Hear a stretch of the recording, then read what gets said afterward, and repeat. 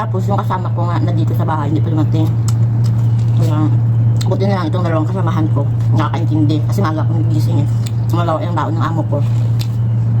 Sabi niya po, umakyat ka na, matulog ka na. Ang ganon. Kasi, nagsisilos. May isa rin amo.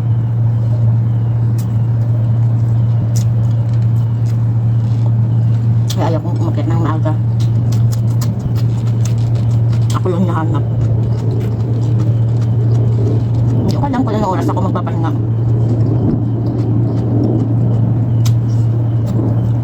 Hindi naman nila alam na nag-uusap kami mga katulong. Bigayan ng oras ba? Bigayan. Eh sila hindi nakakaintindi. Hinahiya rin naman sila utusan tong dalawa. Kasi hindi yan sila dito. Diba yung amo nila? Aalisin yan sila dito pag natapos ng bahay nila. Nahiya rin sila. Ganyan sila dito.